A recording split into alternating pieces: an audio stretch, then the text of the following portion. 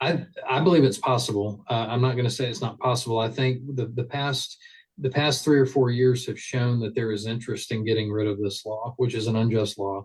2021 and 2022, as you know, and as you've covered very well, the House took it up, but the Senate didn't take it up. Took up a clean repeal of it.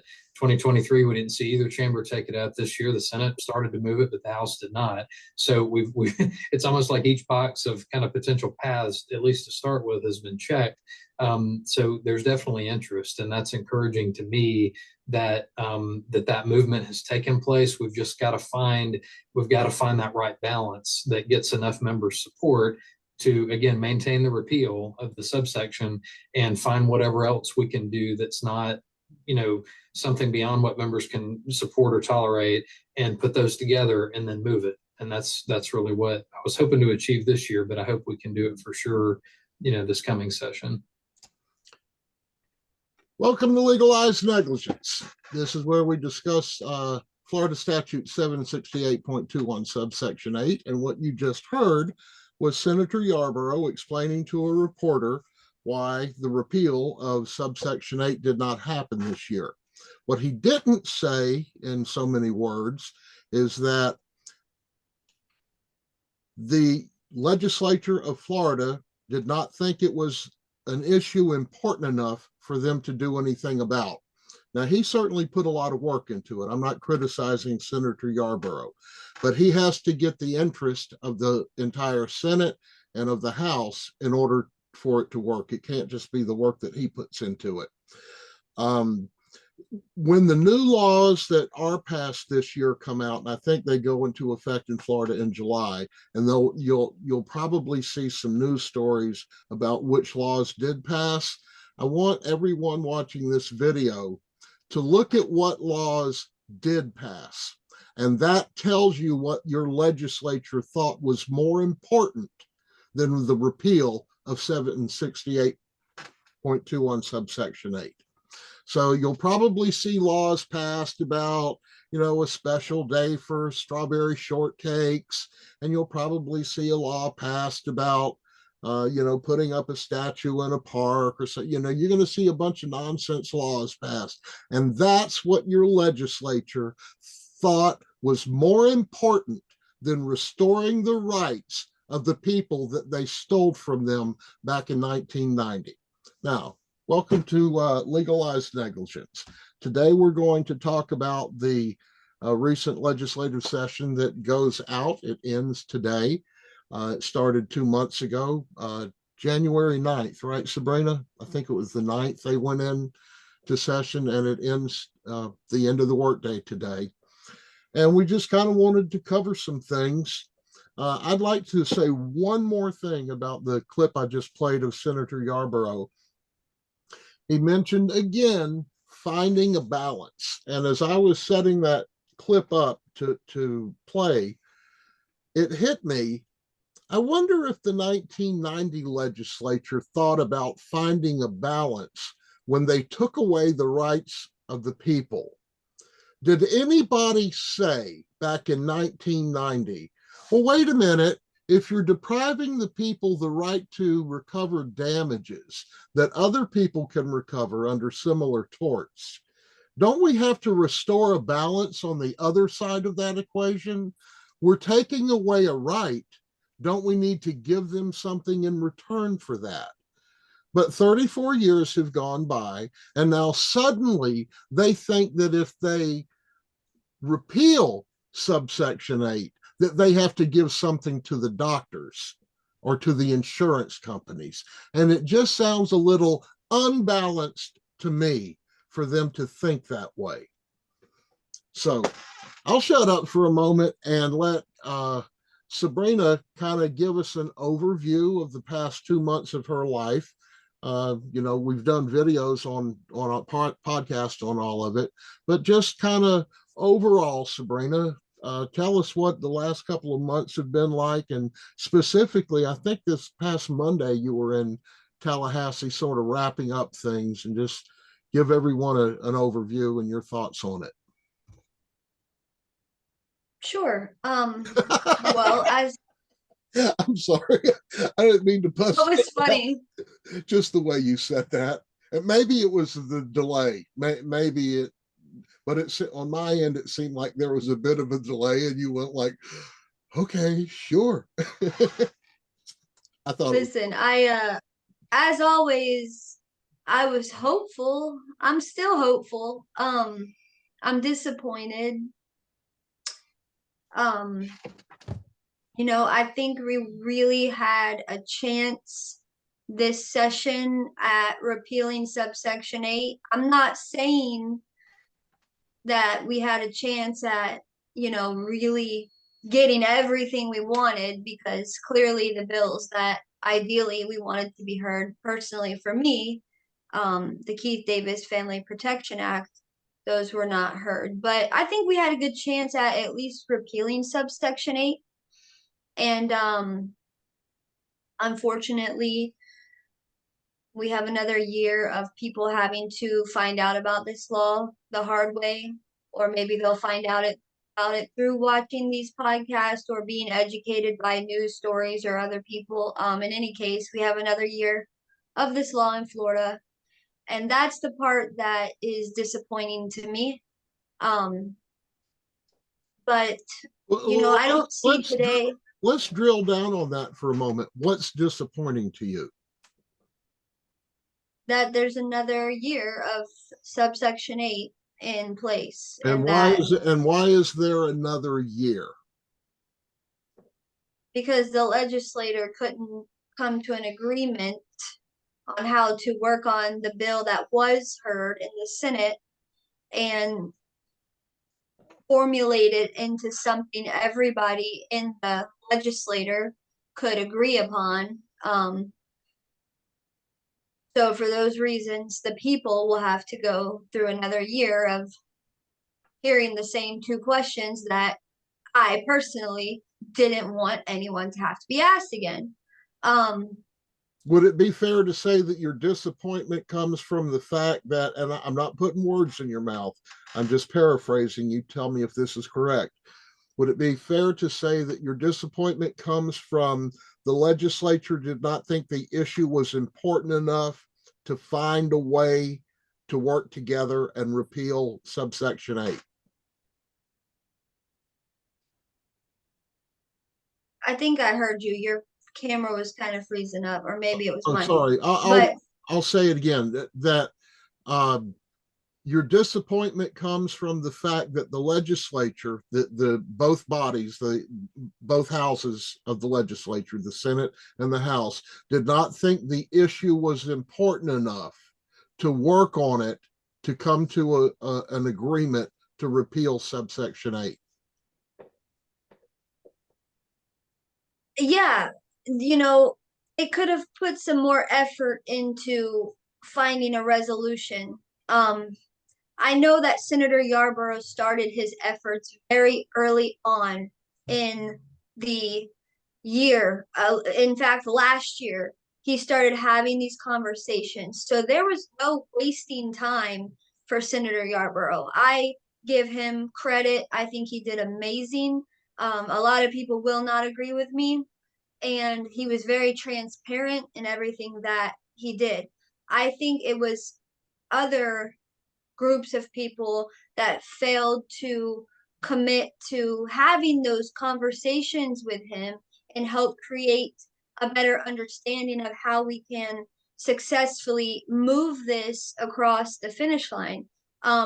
If you go back and look at the appearance cards for January 22nd, I believe there was more appearance cards on file to support Senate Bill 248 than there was to oppose. So if you think about that for a minute, it's really backwards that something that was so supported actually failed.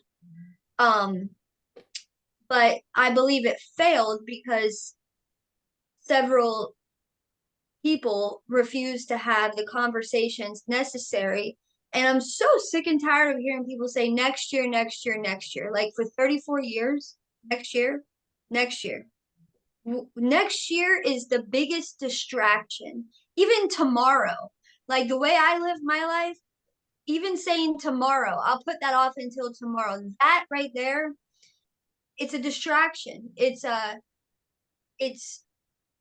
dragging on an issue that shouldn't have to wait any longer, you know? And I'm not saying that I'm going to get everything I want and I'm going to get it now. That's not what I'm saying at all. I was willing to appreciate a repeal of subsection 8 and hopefully work on the other parts of the bill, work them out. But it didn't even get that far, you know? So that's why I'm disappointed. I think that people could have done better. I think that we, like I said the other day, I've learned there's more than two sides to this equation. There's people that want to save money. There's people that this is their job to make money. And then there's the people like us. Okay. We are the people. And I told the news this when they asked me something, you know, how do you feel about special interest people speaking? I think they should have a seat. Unless it's happened to them, they should have a seat and let us talk. Let the people talk. You know, this is personal to us. What story do they have that could even compare to our stories? We have the stories. They have the argument. We shouldn't have to argue our way into something that is right. It should be done.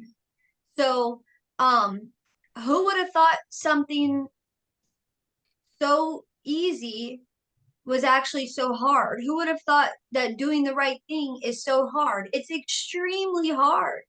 And, you know, maybe I could have done better, but I feel like I did my best and I did all I could. And I created those lines of communication and connections to have those conversations, but I'm not so sure that everybody did. So, you know, for the next year, when I run into people who this happens to, which I know I will, I can confidently say, listen, I tried and I'm sorry. But you know, I won't give up. So what's your thoughts on it, Travis?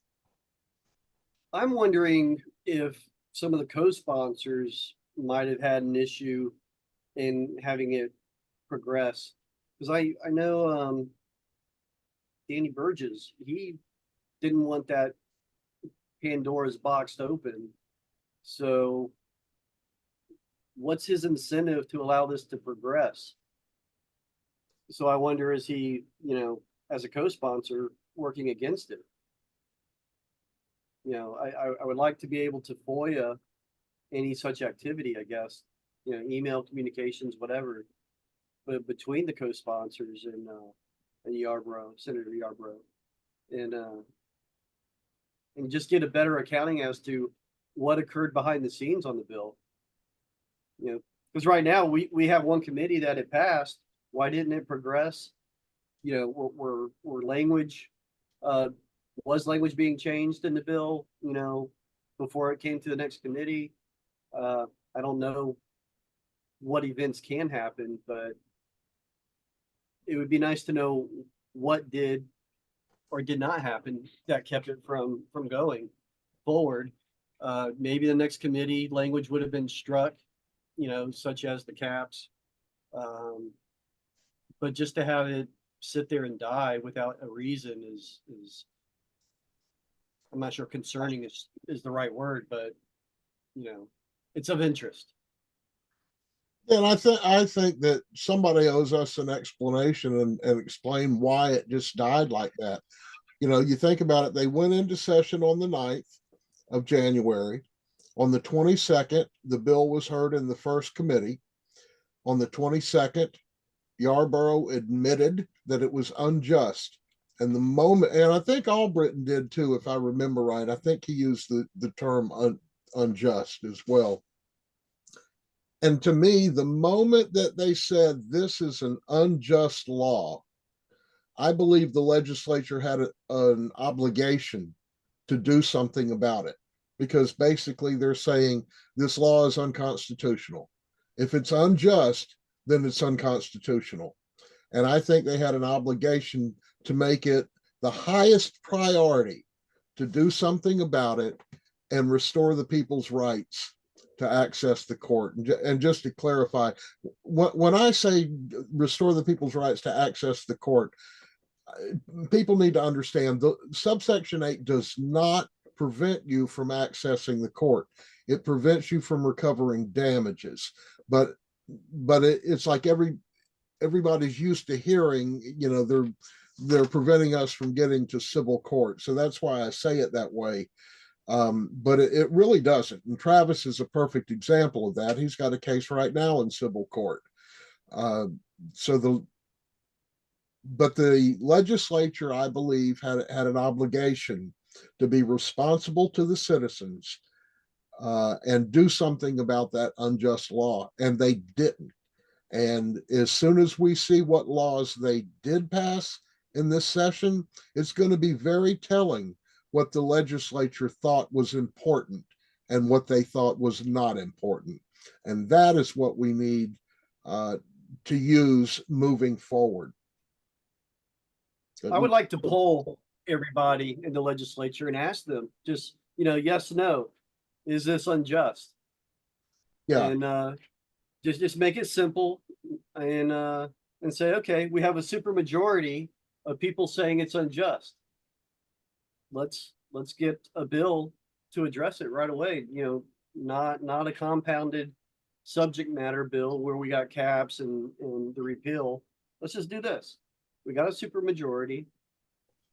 Well, do y'all mind if I play another clip? I found an attorney who explains something, and I want to use what he says to set up my next point, if y'all don't mind. Is that okay? Yep. Okay. Let me see if I can find this real quick.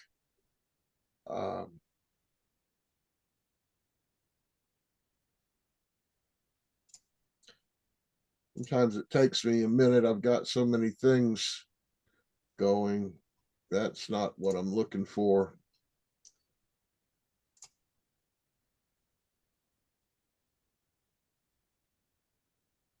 Let me try this. No, that's not it. Let me try this one.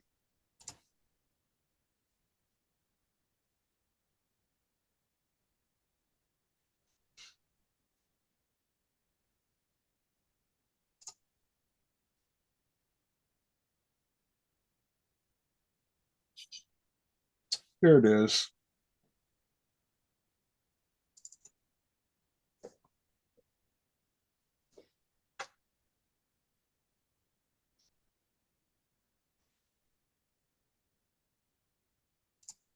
Let me know when y'all see that. Are y'all seeing that? It's coming up now. Okay. This is a little clip. Looks like it's about a minute long. This is a talk show between this guy here's the host, and then it's going to go to an attorney in a minute, and he's asking about subsection 8. So what's being done? Well, there's been minimal efforts over the years. First of all, there was court challenges to it. The Florida Supreme Court has upheld it. There were challenges to it that it was a violation of equal protection. On the example I gave you, that the same person causes a death in their car, you can sue them, but if they operate negligently, you can't. Supreme Court said, nope, the state has an interest in protecting malpractice rates, so that's a vested interest of the state. We're going to uphold the law. So the law has been challenged legally and been upheld by the Supreme Court. Since then, there has been some efforts in the legislature. This past year were the most active. There was actually bills filed in the House and the Senate with some bipartisan support to try to change this law. But unfortunately, both of that failed this last session and went nowhere. Okay. So going back to the idea of it being unjust, some people will argue that because the Supreme Court upheld it, it makes it just. So why would Yarborough say that it's unjust if the Supreme Court upheld it? He actually gives us a clue there. And the clue is the legislature has been relying upon the information they're being fed by the insurance lobby and the medical lobby. and the hospital lobby. So what we have been trying to do is give the other side of the story. And when I say we, I'm talking about, there you go. I'm talking about legalized negligence. We've been trying to provide them with the information that the lobbyists are not showing them. Does that make sense? Yes. So if the Supreme Court, if the legislature passed it in 1990, the Supreme Court upheld it 2 or 3 different times, then that seems like it would say, well, then it's a constitutional law. So what are you left with to show them that it's not? And that's the data. That's the information where the insurance lobbies are showing them one set of data, and you and I, Travis, have been digging up other data to show them that it's not accurate. And fortunately, there's been a couple, I think it was Jenna Bourne, the lady, isn't she out of Tampa, Jenna, or is she Orlando? She's Tampa. Tampa. I think she had some stats that shows that no, doctors aren't leaving the state. No, malpractice premiums aren't really any higher than any other state comparatively. She had some great data to point those things out, and she ran them on her news stories that she did on this. But when I saw that clip this morning, it made me realize that, yeah, we're heading in the right, legalized negligence is heading in the right direction, because the approach we're taking is to show them the data that nobody else has showed them for 34 years.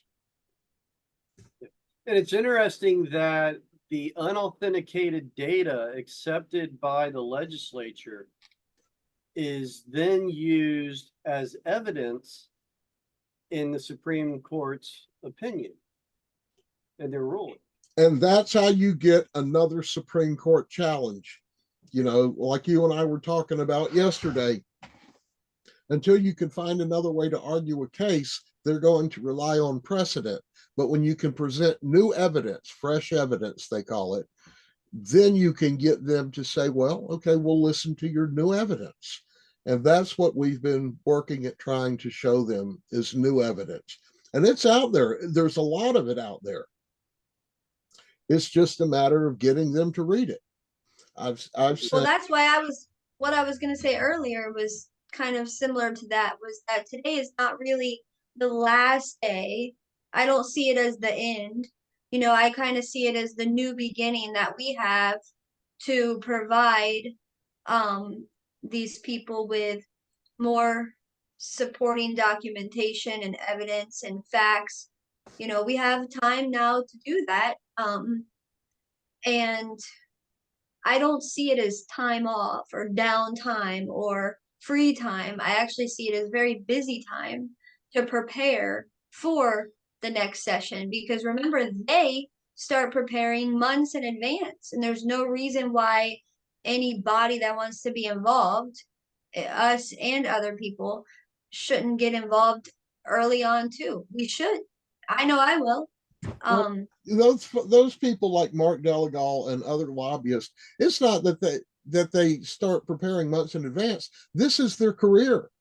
They do this Oh every yeah, it's day. their job. They get a paycheck for doing this year round, you know. And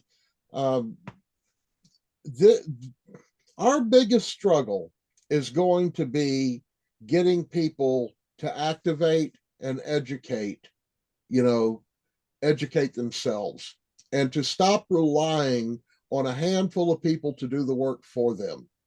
You know, I am at a loss when it comes to figuring out how to get people to recommit themselves to their loved one who died.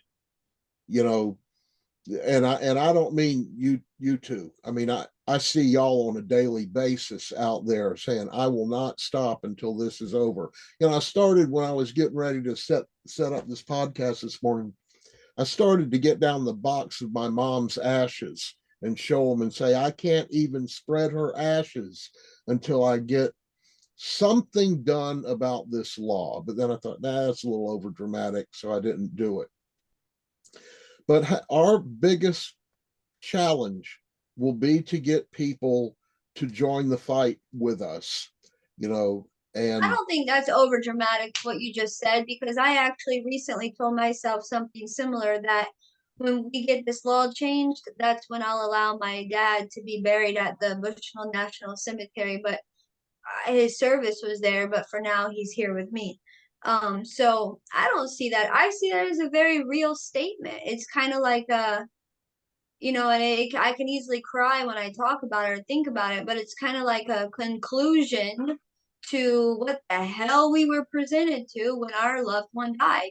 We didn't ask for this fight. None of us did, but here we are fighting it. So it's kind of like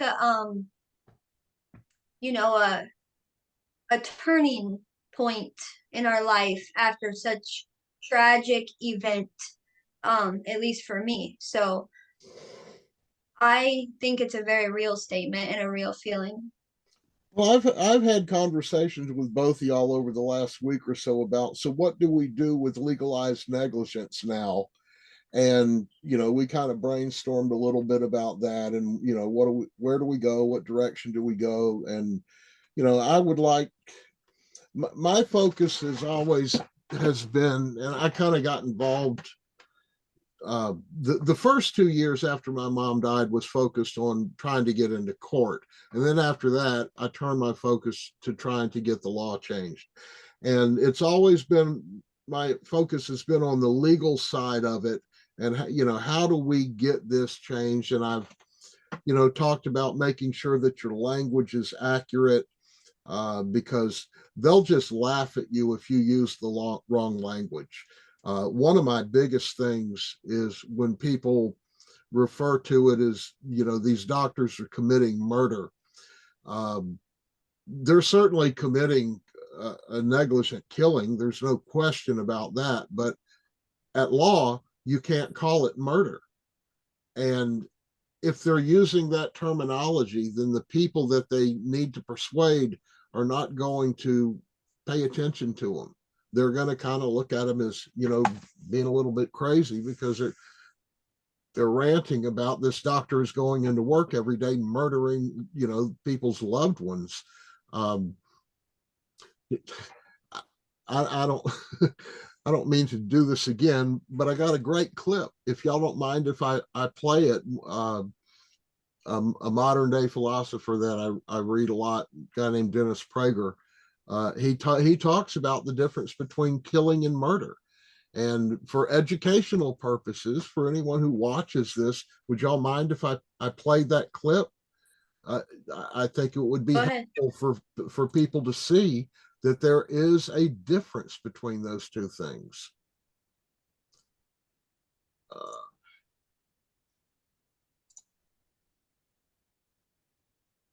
And I can't seem to find my dashboard. There it is. Here we go. Is there a guy staring Well, at I'm just you? glad you're not yet. He's there now. You're just glad I'm not what, Sabrina? I'm glad you're saying you can't find your dashboard when you're driving. Oh no, I'm talking about on my screen. I have too many things going here. Let's listen to what Dennis Prager has to say about murder.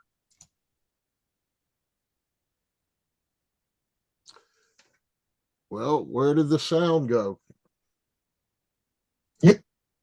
That of all the 10 commandments, you would think that of all the 10 commandments, the one that needs the least explaining is the 6th, because it seems so clear.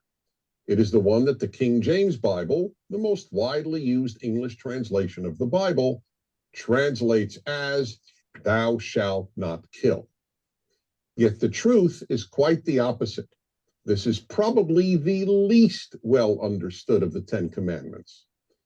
The reason is that the Hebrew original does not say, "do not kill." It says, "do not murder." Both Hebrew and English have 2 words for taking a life. One is kill, harag in Hebrew, and the other is murder, ratzach in Hebrew. The difference between the two is enormous. Kill means one, taking any life, whether of a human being or an animal. Two, taking a human life deliberately or by accident.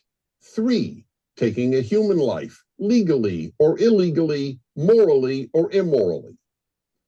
On the other hand, murder can only mean one thing: the illegal or immoral taking of a human life. That's why we say, I killed a mosquito, not I murdered a mosquito. And that's why we would say the worker was accidentally killed, not the worker was accidentally murdered.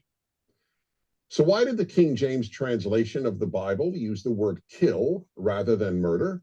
Because 400 years ago, when the translation was made, kill was synonymous with murder. As a result, some people don't realize that English has changed since 1610, and therefore think that the Ten Commandments prohibits all killing. But of course it doesn't. If the Ten Commandments forbade killing, we would all have to be vegetarians. Killing animals would be prohibited. And we would all have to be pacifists, since we could not kill even in self-defense. However, you don't have to know how the English language has evolved in order to understand that the Ten Commandments could not have prohibited all killing. The very same part of the Bible that contains the Ten Commandments, the 5 books of Moses, the Torah, as it is known by Jews, commands the death penalty for murder, allows killing in war, prescribes animal sacrifice, and allows eating meat. A correct understanding of the commandment against murder is crucial, because while virtually every modern translation correctly translates the commandment as do not murder, many people cite the King James translation to justify 2 positions that have no biblical basis: opposition to capital punishment and pacifism. Regarding capital punishment and the Bible, the only law that appears in each one of the 5 books of Moses is that murderers be put to death. Opponents of the death penalty are free to hold the view that all murderers should be allowed to live, but they are not free to cite the Bible to support their view. Yet many do, and they always cite the commandment, do not kill. But that, as should now be abundantly clear, is not what the commandment says, and it is therefore an invalid argument. As regards pacifism, the belief that it is always wrong to kill a human being, again, anyone is free to hold this position, as immoral as it may be. And what other word than immoral can one use to describe forbidding the killing of someone who was in the process of murdering innocent men, women, and children in, let's say, a movie theater or a school? But it is dishonest to cite the commandment against murder to justify pacifism. There is moral killing, most obviously when done in self-defense against an aggressor, and there is immoral killing. And the word for that is murder. The 10 Commandments are portrayed on 2 tablets. The 5 commandments on the second tablet all concern our treatment of fellow human beings. The first one on that list is do not murder. Why? Because murder is the worst act a person can commit. The other 4 commandments prohibiting stealing, adultery, giving false testimony, and coveting are all serious offenses. But murder leads the list, because deliberately taking the life of an innocent person is the most terrible thing we can do. The next time you hear someone cite do not kill when quoting the 6th commandment, gently but firmly explain that it actually says do not murder. So anybody who now says that these doctors are murdering people, point them to this video so that they can understand that it would have to be a deliberate act with intention and not just the result of negligence. And what's funny is the person that I see use the term murder the most is actually a preacher. And he doesn't even have it right. So, You mean the person that you see use it most regarding this law? yeah, I see a number of people. Oh, I know who you're talking about. My gosh. Yeah. But yeah, I mean, I don't want to embarrass Oops. anybody, but if this goes along with the podcast I did a couple of weeks ago about calling subsection 8 the Wrongful Death Act. If we don't have our language right, we're not going to make any headway, because they're going to say, And raise your hand if you've done that. well, no, I'm not. Travis, raise it higher. Higher. I put it there.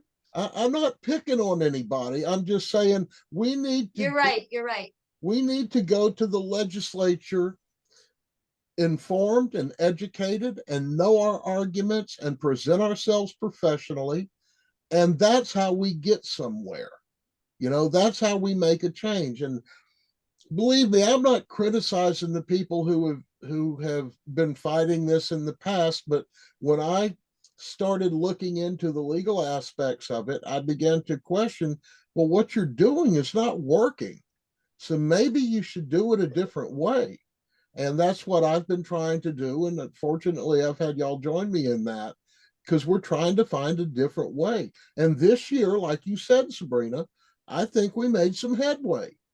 We didn't achieve exactly what we wanted, but I believe it got farther than it did in any of the years past. I do too. Let me ask you a question. If somebody paid you enough money to stop talking about this stuff, would you accept it? No. Because I feel like you're really smart and educated on this stuff, and that it could happen one day. Well, thank you for the compliment. I believe me, I haven't come up with an original thought in my entire life. All I do is read what other people have thought. I'm not smart enough to think past what people like Randy Barnett have already come up with. But at least you cite them and give them credit. Well, yeah, I mean, you kind of have to do that, but you should do that. You don't have to do that, remember, but you should. Yeah, I've come up with original thoughts, but they've all been wrong. Well, that's why I didn't ask you that question, Travis. That's why I asked Philip. Yeah, I barely got out of high school. I mean, literally barely got out of high school. And it was only later in life I realized that I wasted my youth and I needed to start learning. And, just as you go, you're learning from all these other people. And finally, you start putting things together and it becomes your way of thinking at some point. And that's a real struggle. I have that conversation with my wife all the time. When does other people's knowledge become so ingrained in your own way of thinking that it's now your knowledge? And I don't know the answer to that, but that can be good and bad. Yeah, I don't know. But the biggest thing is that two things is, number one, you should always listen to what the other side has to say. People who believe differently than you, because it helps you bolster your argument and make sure your argument's sound. But why live in a vacuum? If you're only talking to or reading books by people who think the way you do, then you're really never going to grow. You have to expose yourself to other ways of thinking to see how it stands up against the way that you think. No, but know thy enemy. Yeah, and that too. Yeah, know what that helps you know what they're thinking. But that's kind of like getting back to what we were talking at the beginning of this is, where do we go now? Well, I would like to, continue to try to help educate people. And, I don't ever tell them what to think, but I like to point them in the direction where they can find that knowledge on their own. And, hopefully they'll agree with it.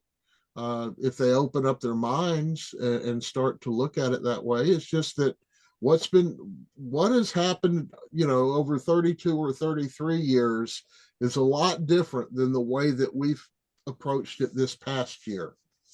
But again, my biggest struggle is trying to figure out how to get people to recommit themselves to this fight. And I've watched those delegation meetings and I've watched those committee meetings online, and I just see people getting up telling their story over and over and over again. And it's like, at some point you got to realize that they already know that.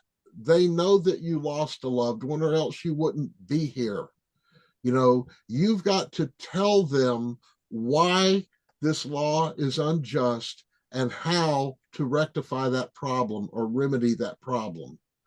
That's where the focus needs to be. And who was I talking to? Maybe it was my wife, I can't remember, but I was saying, you watch a video of a band that plays a 3-minute song, and I picked that because they give you 3 minutes to speak at a delegation meeting, and you don't think about the hundreds of hours it took to write and practice and record that song before they ever get their 3 minutes on television to play it. So use the time between now and next year when in the fall when the delegation meetings start. Use that time to educate yourself and practice your speeches, and read books, and go into it next year prepared. And don't just tell. Honestly, I have one thing to say about the 3 minutes. That is even setting your expectations too high. Yeah. You need to prepare a 1-minute argument, a 60-second argument, because when you're sitting there in that room and they drop the time from 3 minutes to 1 minute, that changes everything. Then you have to go back through what you have and figure out what's important. And I think people should prepare a 1, a 2, and a 3-minute speech, and that way when you go up, what time you get, then you pick which speech you're going to say, because it can be tough to change everything up last minute. Now, for me, I can write down all this stuff. I usually just speak from my heart. I don't do well looking at a piece of paper or doing all that. I just like to make eye contact and speak. But it's still hard when they drop your time, because it's just hard What do you to cut say it out? all. Yeah. Yeah. Also what people can do is if they have a speaking issue, as I do, go to the delegation meetings and speak, practice, do things socially to where you're speaking, karaoke. Because in my court hearing just yesterday, I found it much more comfortable than I have been in the past speaking. And you only get that comfortable through repetition and, getting acclimated to it. So, I recognize it in myself. It's been a benefit going to delegation meetings and speaking about the issue. And that's something everybody can do and everybody should do. Yeah, and like y'all have heard me say, if you know your material inside and out, then you should be able to answer any question there is presented to you. And the example I used with Sabrina, she's how old is Luke? 12? 10, don't rush it. 10? Okay. Well, okay, for 10 years you've had experience being a mom. I'll bet you there are not any questions that I could ask you about being a mom that you couldn't pop off the answer just right off the top of your head, because you know what that's like. And you got to approach this thing the same way, as you know your material so well that any question that comes along, you know how to answer it, and then it's just a matter of refining your thoughts and getting them compressed down into something that you can present in a short amount of time. But that doesn't preclude you from writing to them and calling them during the next 10 months. There is no reason that people can't do that. Yeah, actually, if you know your subject matter really well, you'll actually want them to ask you questions just so that you can educate them on the material. Yeah. And when I was at my hearing yesterday, I wanted to give them all that I had. And I was, begging the judge to ask me questions just so I can prove my point. I was asked, kind of volunteering to tell the attorneys, 7 or 8 of them, what I had available, just so they would come over and take a look at it to prove my point. So yeah, the better you know, the more comfortable you are with it, and the better you come off as the authority on the product, or not product, but on subject matter. Well, I hope that people will start to I really want people to get interested in becoming a part of the fight, because it's very disappointing, to see that you have 350 members in your Facebook group, and only the 3 people that are sitting here on the screen are really the only ones that are actually that I can see that are doing things. The other people aren't participating in the conversations in the group. They don't respond to the podcast that we record. It almost feels to me like it's a source of entertainment for them. They view it because it's on Facebook as, well, let me go see, let them entertain me for a few minutes, and I might hit the like button or not, but I put up a podcast and say, if somebody would like, this information that we've written up, send me an email and I'll be happy to forward it to you. And at the time there were, I think it was like 350 members, and 2 people wrote to me. And I'm like, well, then who are the rest of you people? This is like a group where we're supposed to be working together. And, who are the other 348 people in here, and why are you here if you're not interested in participating in getting this law changed? Yeah. I also feel that in knowing this, I don't want to say law, but in knowing the matters of each person's particular case, if my challenge is successful, there will be a window of time before the legislature reacts to possibly put in place caps. So you need to have your material ready to give to an attorney so that they can file and create the claim quickly and accurately, so that you can get it in before the legislature puts something in that may bar you from recovery into court. So that's all the more reason to get active and learn the material.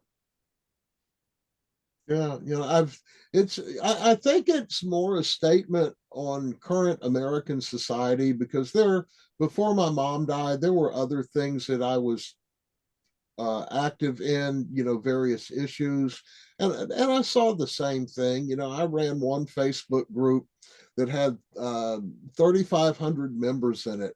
And out of those 3,500 members, probably 3 or 4 of them, actually actively participated in what we were trying to do. And I think it's, just more of a statement about the apathetic nature of the current American society. They've just become complacent.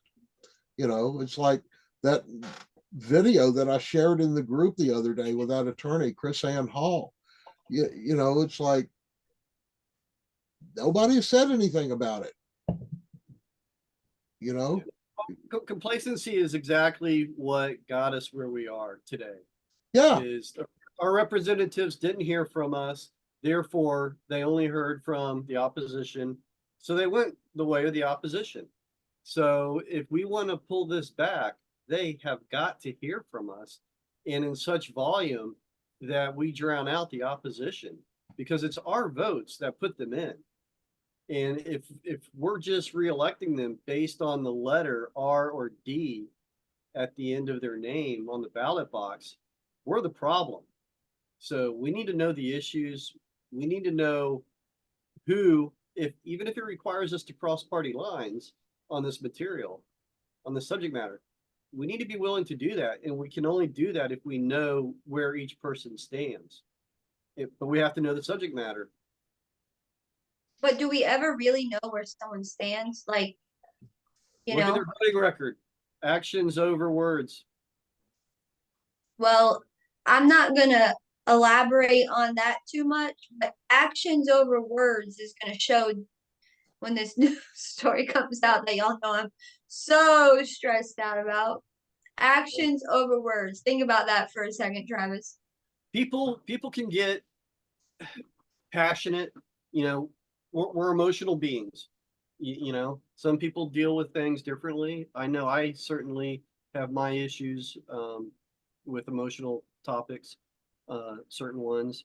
Um, it's just how we deal with it after such matters come out, and that will show its face probably pretty soon. Yeah, and I'll let y'all know. this is a Yeah. hot button topic, for those people who are involved in it. Um, I believe that there's a lot of pressure on the various legislators from not only from the lobbyists, but from older members of the House and Senate who are putting pressure on the younger guys, on the younger representatives and senators. It just stinks of that to me. It's like there's something going on that they are not telling us, because if I remember right, Yarborough's bill passed that first committee almost unanimous. I think it was shy 2 votes, and for it to just go away after that, that makes no sense to me. And I want an answer what happened to that. Maybe a lot of people gave ideas that just shot down, their thoughts of it progressing. I know I put forth one, but everybody in the state of Florida could have put one in. Um, maybe they're just like, Well, these ideas make sense. Let's review them. I don't think it was the Senate that caused it to stall. I mean, how much can Senator Yarborough push it to be heard in the Senate if the House is saying they're not going to move it? They're not going to do anything about it. So, I know there was a period of time that he was sick, about a week. He missed committee and everything. So, with the time that he had to put into this, plus his other bills and priorities, which I know this was one of his priorities, I mean, how much can you put into something that someone else is just not willing to pursue? I really don't think it was the Senate because, like you just said, Philip, it almost passed unanimously. It was only 2 that said no. So I think it was the House that had the bigger problem, which goes to show it was the reverse this year, right? Because in previous years, it's been the House that passed of the law, I should point out, and the Senate that doesn't hear it. But this time it was kind of the opposite. So, My thoughts on that is they control the Senate. They don't control the House. They can put forth the progression of the bill. they could have, yeah, you're right. So maybe if they wanted to make a showing to the House, say, look, we're moving this forward. Here's a reason for you to put forth your bill, comparable bill, and move it forward. Is we're going forward with it. The House put forth bills last year and made a better showing than the Senate. This year, the Senate, like you said, has made a better showing than the House. So are we just going to do that back and forth? Sabrina, do you have any thoughts on why nothing really happened in the House? I know that Lopez's bill was popular, and at least popular amongst the advocates, those of us on this side of it. Any idea why nothing really came out of the House?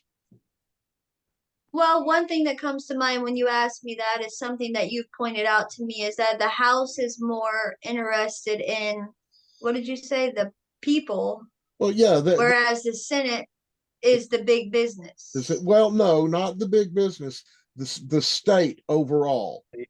Not the big business. I hope you didn't misunderstand that. The senators look out for the state's best interest. In other words, in this particular case, it would be, all right, if we repeal subsection 8, are we going to lose all the doctors and then people don't have access to health care? that's an issue they would take up. Where on the people side of it, the House of Representatives says, but you've denied these people the ability to get into court. Do you understand the difference there? The Senate Yeah, has to I look mean, out for the good of the whole. For the yeah, no, I knew it was something to do with that. I think that had something to do with it. You know, their priorities are slightly different, the House and the Senate, the way they that they are. see things naturally. Yeah, so I think that had a lot to do with why it failed to move in the House at all. There was also no companion bill to Senator Yarborough's bill in the House. So there was not a very similar bill or exact same bill to move um in the House unless they created one, which they failed to do that. So I don't really know. I just know that if the House wants one thing and the Senate wants another thing, then like at what point can they come together and figure out what's best for the people and when can they agree on something? Now we've seen it without caps, we've seen it with caps. Like what is next? I would have really have liked to seen them just go ahead and repeal it this year and say, look, we've got to go back and restudy this issue of, are we really losing doctors? Is the lawsuits and um, is what's causing their doctors' premiums to go up? Because the research that I've read, that's not causing their premiums to go up. Their premiums are going up because they're being negligent. Their premiums are going up because the insurance companies are not putting enough money in their reserves to cover the negligent doctors. The premiums are going up because less than 2% of doctors are causing more than 50% of the malpractice payouts. Those are the things that I've seen and or have read about. And that's what I'm trying to present, to Yarborough and the other legislators that I wrote to this year. You asked a minute ago about what I plan to do over the next 10 months. I've mentioned this project that I'm working on, and I'm not going to go into any detail about it right now because it's too new. There's not enough.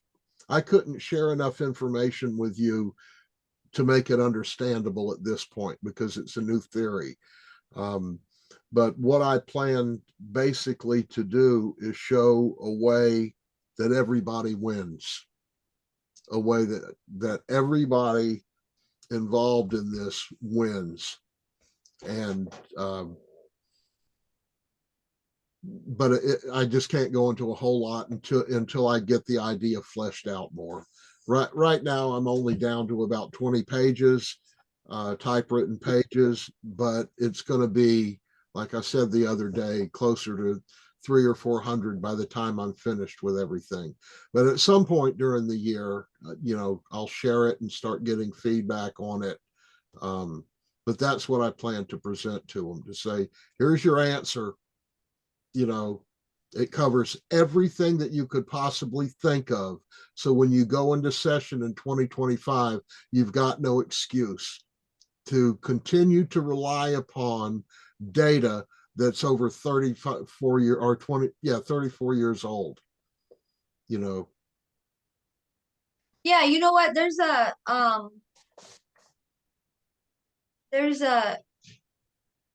hold on, what is it called? I'll tell you what it's called. I mean, I'm not gonna call them out, say who they are, but there's a post that I came across twice now, and right here. It's okay, well, it's some sort of attorney group. Um, and it says, I'm just gonna read the first paragraph of it because it's a lot. It says, for as long as I have been practicing law, nearly 50 years, Florida has had in place one of the most controversial and unjust statutes in the history of this country. It is known as the free kill law. That struck me because for as long as I have been practicing law, nearly 50 years, like 34 years we're talking about. That's not really anywhere close to 50. No, So but No, he, but he just hasn't encountered another law that is as bad as this law. Is what Yeah. he's well, it saying. says Florida has had in place for nearly 34 years. yeah, as long as he's been practicing. yeah, I think what Oh. he's trying to say is he started practicing, what, about 16 years before that law went into place? And then, That's a pretty significant amount of time, in my opinion. So maybe it's just an opinion thing. yeah, he's Don't just know. saying he's never seen anything like this. And, I've heard plenty of other attorneys say the same thing. But it's okay. So now you know about it. So what are we going to do? Yeah. And Travis has heard me say this until he probably throws up when he hears me say it now. It always goes back to the people until let me move out of the way, until the people say no, it's going to continue on like it is. But it's how we say no. And we say no with evidence, we say no with facts. We show them that they have been relying on information for far too long that is not accurate. And that's outside of that, the only thing that could answer for it being around this long is money. And I'm going to try not to think bad thoughts and say that it's money that's motivating them. I'm going to give them the opportunity to show me that it's not. But if next year, by the time I present all this information to them, if they still don't repeal it, then the only answer could be money. I'm not going to leave any stone unturned that doesn't show them a way to repeal this law, hold negligent doctors accountable, and still at the same time have adequate health care for people in the state. And if they can't see that, then money has to be their motivation. Well, there's a lot I've learned about money here lately in my little research. And money plays a big part, but to what extent do we let it play that part? Like, for instance, money is a power that seeks to dominate us, right? Yeah. It's what And society that runs can, on. what? It's what society runs on. Well, it can be dangerous because to what extent does a person let money determine their fight? Money will not bring our loved one back. Money's not going to give us more time with what we lost, who we lost. For me, money is irrelevant. You can't put a price on my dad's life, and that's how I see it. But like I've said, the higher the consequence, the less likely that person is to repeat that bad action. Sometimes money is a consequence. So, and that's a discussion we can have on a different podcast, how we feel about money. I think that's what we were planning to do. Yeah. But it's a powerful thing. And I think sometimes people let it get in the way of how they feel or how they're fighting and what their real goal is. And they might not even realize they're letting that change their fight. But I tried hard to not let it change mine this year, and I don't think I did. But Well, I I think I a lot look of at it as we have. I look at money as it's just one of two tools that we have to bring about a change. We have injunctive relief in the civil court, and we have a financial impact capability in court. Those are the only two tools they give us. If they give us more, great. We can add those and forego money in place of these others. But when you're only given two options, don't look bad upon people for using only those two options. To look at money as a tool is you can use it as I'm taking funds away in order to directly affect their ability to do something, a preventative measure, or I'm taking it away as a deterrent. But you can also look at it as I'm taking it away so I can better utilize it to change law, perhaps lobby to affect the law, so bringing about a change, or to privately fund an initiative in a county or in the state that may go about bringing change also. So, yeah, money generally has a bad, thought around it, but it's really how it's used that bears out the real character of the money, in my opinion. But injunctive relief, it certainly has its purposes. Injunctive relief, again, could be money related or it could be actions. And you use both of them because that's what we have. You lobby for laws like the 3 strikes rule, but the 3 strikes rule only works if you're, 1, able to get into court, and 2, don't sell or Wait- don't settle wait a until minute. after a Wait finding. wait a violation. minute, Travis. The 3 strikes rule, are you telling me doesn't work if the Department of Health finds the doctor negligent 3 times? There has to be a determination of malpractice occurred. By a court or by? So if you settle before that, it doesn't come into play, I believe. Right, I agree with that. If you settle with the doctor, and so that's to their benefit to get you to settle. But if you can get, if a doctor is found negligent by the Department of Health 3 times, his license is supposed to be pulled, correct? Correct. That would be my understanding. So you don't necessarily need the civil court to achieve that goal. Necessarily, but look at the burden of proof differential. I agree with you. There's some inequities between the Yes. civil court and Department of Health. I agree with that. But see, that's something that we can work on to change. So, Right. Bring about law. yeah. So what I would ask you, and I don't mean this mean, it's just the way that you and I go back and forth with playing devil's advocate.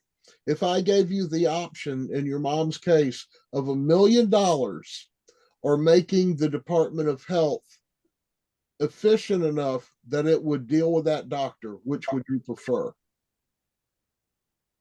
Well, as the estate representative, I have to consider the estate and the heirs. I would like to. So be you're able to. seeing it as 2 separate issues at that point. Correct. You're seeing, Because I have expenses of the estate that aren't addressable in the current law. okay, Like the mortgage and stuff. and that's You fair. know? That's fair. And because in my situation, there was no issue with the estate because my mom didn't really have anything. My main driving force is having the nurse held accountable. And this is where it goes to the things that I've sent to Yarborough and other legislators. You can't find a one size fits all solution to this problem. It's going to have to be something that can be adjusted for every case because you've got issues in your case that I don't. So just coming up with this one size fits all is nonsense. I agree. Well, I think I am so I'm at the point where I'm trying to make my point so clear that it's not about the money to me. That someone commented on my post the other day on Facebook and said like those lobbyists have deep pockets, and I almost wrote back and said that's why I don't wear any pockets when I'm in Tallahassee because like my point is I don't want to make this about the money. My fight was never about the money. It was about access to the civil courts. And ultimately, somebody is going to put a price on what we've lost. It's either going to be a jury or a cap. Will either of those ever truly amount to what we lost? Not for me. So I refuse to fight anything about the money. It's more about the access and the highest level of accountability. But see, as an I'll call activist or person engaged in this subject matter, you need to consider people beyond your own situation. I'll take JoJo for example. Let's say he survived and his mom passed. Who's going to advocate for him? He's going to have a lifetime of expense. So we need to advocate on behalf of him where he cannot. So I would not just say for me, money's not an issue. Well, that's being, I don't want to say selfish, but that's being focused too narrowly on the bigger issue. And that's where these laws run amiss. You run afoul, is they don't contemplate the full scope of unintended consequences. And that's what we need to guard against, is being too narrow focused so that we leave out all the other victims. Yeah. Well, I do believe Personally, what I would like to see regarding the money issue is, instead of caps, is, dare I say, a debit or credit card, and this is figurative, is have the insurance company pay for expenses, actual expenses of medical care in the future. Don't just stroke them a check one time for now, because you don't know if that check's going to be too much or too little in the future. Why not just cover expenses as they occur? Because the benefit to the insurance company is they still have the bulk of their money to invest and recoup interest and earnings on, for this period of time, until which time that money is needed for care. I'm not saying that's the best situation, but I'm saying, has that been thought about? So I'll respond. I do believe that the money part will hold that person to a higher standard of care going forward, because when it comes to loss aversion, psychologically losing something such as money is twice as debilitating, so to speak, as gaining something. So to that aspect, I understand. But let me ask you a question. In this upcoming year, Travis, if somebody came to you who falls into this category, had a loved one, and now they can't have the same rights as other people because their loved one was single and had no minor kids, do you think a fair answer is to say, well, I don't think 500,000 was enough for you, so I fought against the law? Is that really a relevant answer? But again, I don't know what their situation is, what What if someone came to you and I'm just playing devil's advocate, which I'm horrible at, but I try. What was I saying? Oh, so if somebody came to you when this happened to your mom, and you tried to, call these attorneys and they're asking you those two questions, and then someone came to you and said, Travis, I don't think 500,000 was enough for you, so I fought against this law. It's not repealed this year, maybe next year. I mean, how would you feel?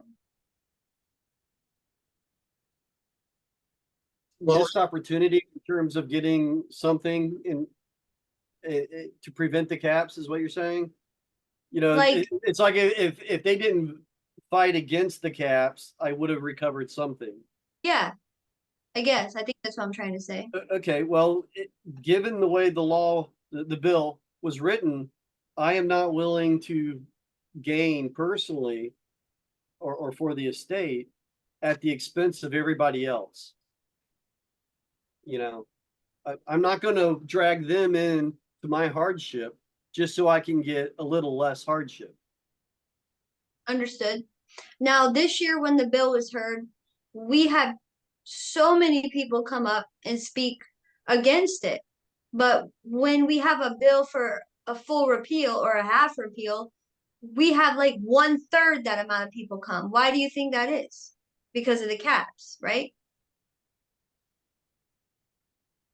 When you say come to the meeting, come to To legislature. January 22nd, we had so many people come and show their life now, like the baby, the people in the wheelchair, and why there should not be caps. And they all had really relevant reasons. But when it comes to subsection 8, we don't have that many people coming to talk about how it should change or how it should end or how it's wrong. Like where's all the people who really want this law to change?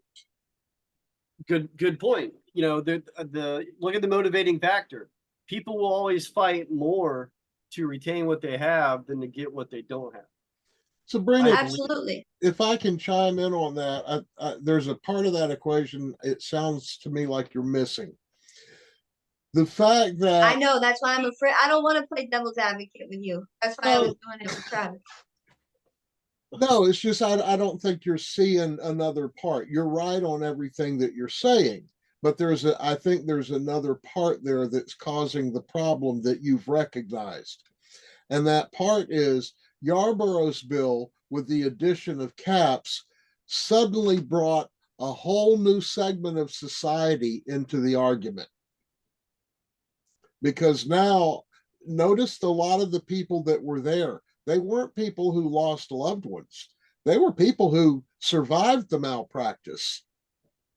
So now you don't have just that one group of people, that one class of people that subsection 8 created. Now you've got a whole new class of people to go along with them. And that's a much larger pool. Yeah, you have a much larger pool of people. So that's why I think more people showed up when it was just Yarborough's bill with caps versus Roach's bill without caps. Well, and I think that what you just said right there alone should be enough of an example of, by repealing subsection 8, it's not going to open a Pandora's box. It's not going to change things. Good point. Good point. Yeah, I mean, how many people is it really going to help? Yeah, it's such a small category that you see how many people show up. And yes, the attorneys say they get 10 phone calls every week. That doesn't mean that they have to turn down 10 cases, because out of 10 phone calls, what if it's, how many cases is it? We don't know. We don't know. So they can get 10 phone calls a week, but that doesn't mean that it's really that many cases. That's correct. That doesn't mean, that does not translate into 10 additional lawsuits. Just because they get 10 phone calls a week they turn down does not mean that that's 10 missed lawsuits. I have two issues with that argument that people make. One is the pre-suit requirements will prevent that problem from happening. They still have to go through the pre-suit requirements to determine if two medical experts, one from each side, determine that there are enough merits that there is medical negligence that occurred. And now I can't remember where the original thing you said for me to give you my second statement on that. Oh, well, it went out of my head. Sorry, I had a senior moment. I don't remember what the other one was. What were you talking about? That there's really not a lot of people who come to speak on the repeal of subsection 8 when you compare it to how many that came to speak on the cap. Yeah. So is it really opening the door for that many more About Pandora's box? Yeah. Yeah. Yeah. Well, the counter argument to that is the valuation of a wrongful death claim as opposed to just an injury with a survivor. Yeah, Danny Burgess's reference to Pandora's box, that's where I was going with that, is number one, the pre-suit requirements, if they do what they were designed to do, will prevent frivolous lawsuits from getting into court. And the other issue is when they talk about that, what they're doing is ignoring the the medical negligence that's taken place in Florida. In other words, don't open that box because we don't want to expose all the negligence that's happening in Florida. Let's keep the lid closed on that. That's the other part of that. You know, for him to have made that comment is absolutely absurd. You know, I go along with the pre-suit requirements because from the research I've read, it's like out of every 10 allegations of medical negligence, once somebody from the hospital explains to the family what actually happened, 24 of those allegations go away. And then that you're left with 1 out of 25 who will actually pursue a lawsuit. And then it's like only 1 out of 10 of those lawsuits ever are found in favor of the plaintiff. In fact, here's an article that I pulled up yesterday. I was reading. I don't know if y'all are into the martial arts, but you may or may not have heard about Bushido. It's a way of thinking in the Asian culture. Bushido and medical professionalism in Japan. It's a fascinating article on how they incorporate the elements of Bushido into the way that they practice medicine over there. And it's done with honor. It's the last thing that the American society has right now. Yet we used to be better at that. But, you know, in Japan, it's a culture of saving face. They do everything with honor. And when a doctor realizes that he committed negligence, he goes to the family and he admits what he did. And that has proven to be enough for the family to forgive him and say, we understand that that happens. We know that that was not intentional. And Wait, you mean just a simple apology? yeah, and studies have shown that if the hospital and the doctors will just be forthcoming with people, that allegations of negligence drop like to the bottom of the ocean, because people, the most doctors who get sued are those who have a bad bedside manner. Well, you're Yes, onto true. something because there's a house rep that told me in another country. I know I told y'all this the other day that you actually cannot bring a med mal claim. All you get is an apology from the doctor. Yeah, That's well, Sweden or someplace over there? Wales. Wales. yeah, which is in England. But that has more to do with the fact that they don't have a constitution like we do. Their government is not designed like ours is. It's got more to do with that. In fact, their rights come from government. Whatever Parliament says is your rights, that's what you have as rights. We kind of turned that thing on its head when we created America. But the fact is, in Japan, it's not that you can't sue the doctor. It's just that most people go, I understand. You weren't being intentionally negligent. You weren't being disrespectful. It's just one of those things that happen in life. And I forgive you for owning up to your negligence.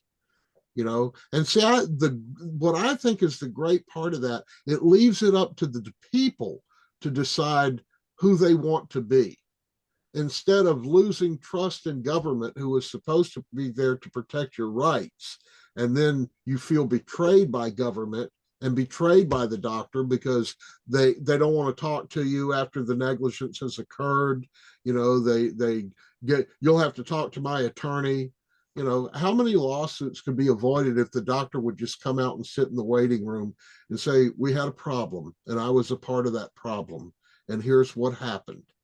You know, I'm not saying that the lawsuits will go away 100%, but I think they would drop down to a very low number.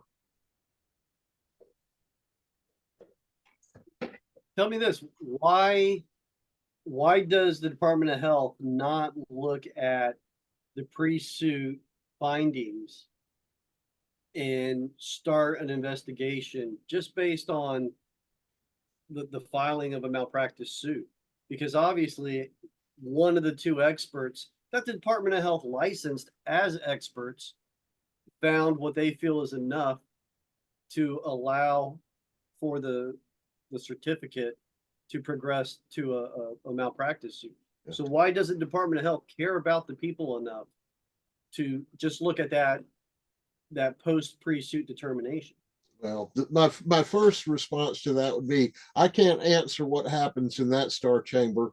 They've got it too locked up and hidden away for anybody to know what goes on in the Department of Health. But my second response would be is they're not designed to care about the people. You know, and that's the problem with the administrative agencies. You know, a legislature lives, I'm not going to say in fear, but they know that every election they could lose their job because they're accountable to the people. Sadly, the people are too apathetic to care one way or the other and recognize the authority they have over their legislature, but that's the way it is. But the Department of Health and any other administrative, they don't answer to the people. They answer to the legislature, if the legislature cares enough to get involved. So they don't care what you think. That's why they can treat you like you're some kind of peasant when you write to them. You know, that they're an administrative agency, and that's why we have no recourse with them. We can't do anything to them. We can with the legislator. We can in some cases with judges who are elected. We can with a governor, but we can't with an administrative agency. Correct. So, but y'all think we've covered the closing of all of this sufficiently enough? I know I went off on a few rants. I think we barely even talked about the closing, but that's all right. Yeah, I think you're probably right.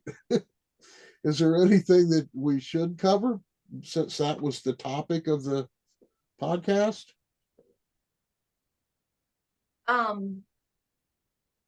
Yeah, we got off topic for sure, but it's okay. I think it's a great podcast. People can watch it. I think that, like I said, it's not the end, it's just another new beginning.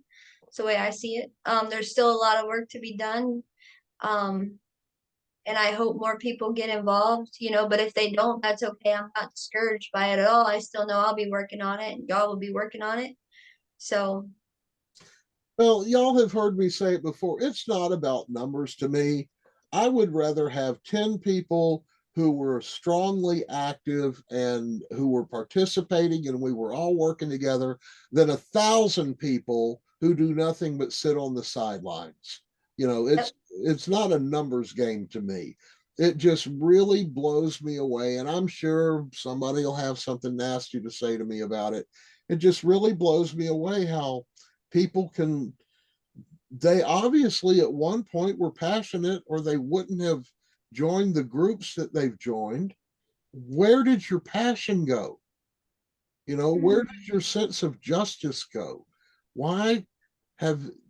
How can 330 some odd people just sit by and watch the three of us talk?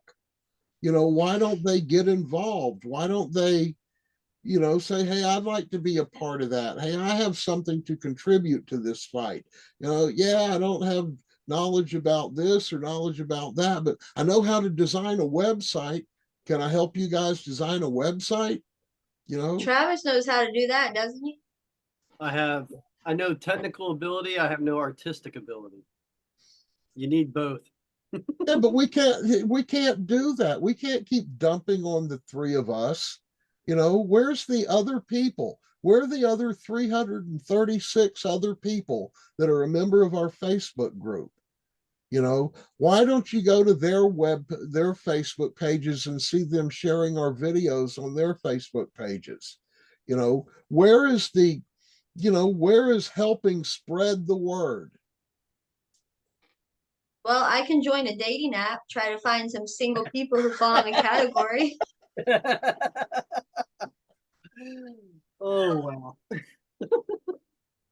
I'm just saying, if I put my profile up right and people fall in the category, maybe they'll want to join. There you go. You can say, I'll go on a date with you if you listen to me talk about the repeal of subsection 8. Don't set me up for anything like that now. I don't know about all that. That sounds like a timeshare product. Hey, we could find, imagine the opportunities of people we could find. We could find some IT, we could find web designers, we could find, people who own billboards, and just imagine the possibilities of that. Yeah, Why don't y'all do it too? Or y'all can't, never mind, I'm sorry. I think I guess I'm the only one who can do it. I think that that's going to be our biggest struggle this year is finding a way to share our information and get people involved. I just don't know how you. Go ahead. No, you go ahead. I was done. I would like to have an open Zoom meeting. I enjoyed that when we had other people participate. At the very least, if we are able to hear their stories, it can give us more points to articulate.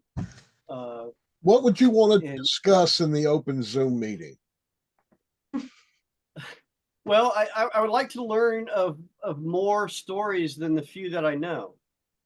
Well, I think we should do that, not to interrupt you, Travis, but there's two people that I still haven't reached out to that called me like a month ago. And maybe it would be a good inviting opportunity for those two people. Okay. because Well, it gives us more opportunity to show how the law is flawed. all right. Then let's set it up and do it. I'm in. All right. Let's set it up and do it. But let's try to fix the registration thing because that was intense. I don't know why anybody had a problem with that. It was just me. Do you mean anybody? I think it was just me, wasn't it? Yeah, and wasn't it because you were trying to do two different devices or something? It might have been. Yeah. Well, But I was using the login info that is sent to me on a different device. So I don't know what, I don't know. Maybe it was just me. well, and trying to bring it back to the closing of the legislative session, I think Senator Yarborough did a good job, trying to get something to happen. Representative Lopez certainly wrote the best bill that there was. There's no question about that.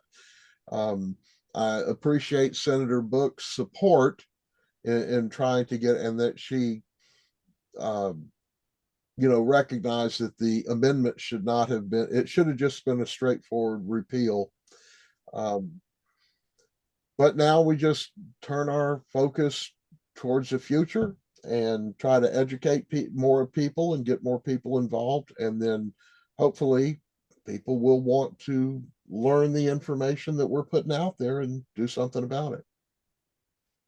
There's a lot of legislators that termed out this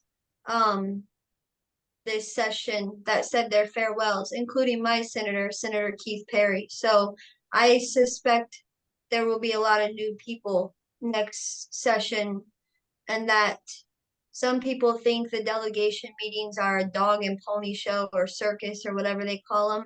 But if you're still watching this, I think it's important that you go, because with new incoming legislators who may not be aware of this, you may be the first time that they hear about it. So I think it's a really good opportunity. And as I've always said, you're still educating the audience behind you, no matter who you have in front of you. But there's a lot of legislators that have termed out. So there's going to be a lot of new ones coming in. And with that being said, education on this is priority, in my opinion. Travis, did you have any closing thoughts? No, I pretty much said what I wanted to say at this time. Okay. I'm good. All right. Well, I'm going to stop the video, but you guys hang on a minute because I want to talk to you about something else. Thank you, everyone, for joining and listening. Hopefully, some of you stayed to the end. Like, subscribe, tell your friends. Join the Facebook group. Join the Yes. Facebook group. You can see that in here. And all right. We'll talk to y'all later.